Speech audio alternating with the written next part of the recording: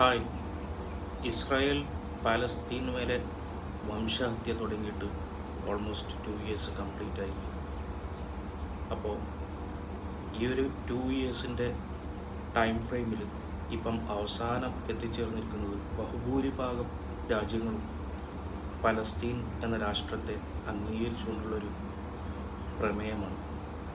അതിൽ UN security കൗൺസിലിൽ September 11, 2025 ആ പ്രമേയത്തെ ഒഫീഷ്യലി അംഗീകരിക്കാൻ വേണ്ടിയിട്ടൊരു കൗൺസിൽ യോഗമാണ് ചേർന്നത്.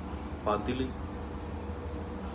142 കൺട്രീസ് ഈ പ്രമേയത്തെ, അതായത് 2 സ്റ്റേറ്റ് സൊല്യൂഷൻ എന്നുള്ള ആ ഒരു പ്രമേയത്തെ അനുകൂലിച്ചു. പലസ്തീൻ എന്ന സ്വതന്ത്ര രാഷ്ട്രം സ്ഥാപിക്കണമെന്ന് നിലപാടെടുത്തു.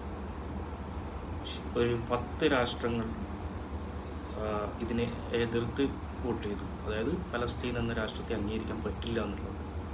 നമുക്കറിയാം, യുണൈറ്റഡ് സ്റ്റേറ്റ്സ് അതെപ്പോഴും ടെററിസ്റ്റ് ഓർഗനൈസേഷനെ പ്രോത്സാഹിപ്പിക്കുന്ന ഒരു രാജ്യമാണ്, അല്ലെങ്കിൽ ടെററിസ്റ്റ് കൺട്രിയെ പ്രോത്സാഹിപ്പിക്കുന്ന ഒരു രാജ്യമാണ് അന്നും ഇന്നും. അപ്പം അവരുടെ നിലപാടിൽ പ്രത്യേകിച്ച് അത്ഭുതമൊന്നുമില്ല. പക്ഷേ വളരെ ഷോക്കിംഗ് ആയിട്ടുള്ളൊരു നിലപാടറിയിച്ചത് നമുക്ക് എല്ലാവർക്കും അറിയാം, അർജൻറ്റീന. 10 രാജ്യങ്ങളിൽ United States, Israel, Hungary, Argentina, ഈ 4 രാജ്യങ്ങൾ ഒഴിച്ച് ബാക്കി 8 രാജ്യങ്ങളും അറിയപ്പെടാത്ത കുറേ ആഫ്രിക്കൻ നാഷണൽസും അതുപോലെ US ചില ഐലൻഡ് നാഷൻസുകളാണ്.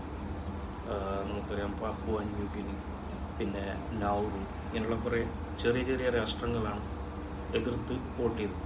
പക്ഷേ അർജൻറ്റീന വോട്ട് ചെയ്തത് എല്ലാവർക്കും ഒരു ഡിസപ്പോയിൻമെൻ്റ് ഉണ്ടാക്കിയിരുന്നു. കാരണം അർജൻറ്റീനൻ ആരാധകർ, ഫുട്ബോൾ ആരാധകർ എന്ന് പറയുന്നത് ലോകമെമ്പാടുമുള്ള ഒരുപാട് നല്ലവരായ മനുഷ്യന്മാർ. അപ്പോൾ ആ സപ്പോർട്ട് ഇപ്പോൾ ഖേദിക്കുകയാണ് എല്ലാവരും.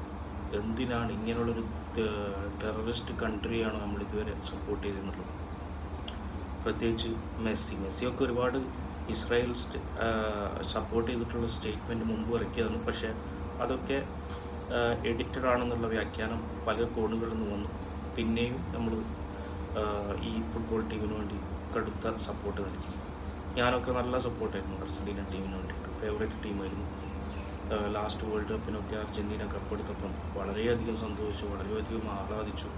പക്ഷേ ഇന്ന് ആ ഒരു 11th സെപ്റ്റംബറിന് ശേഷം ആ സ്റ്റേറ്റ്മെൻറ്റ് കണ്ടപ്പോൾ അതിനൊക്കെ ഖേദിക്കുകയാണ്. ഇങ്ങനെയുള്ളൊരു ടീമിനാണല്ലോ സപ്പോർട്ട് ചെയ്തത്, ഇങ്ങനെയുള്ള രാജ്യത്തെയാണല്ലോ സപ്പോർട്ട് ചെയ്തത്.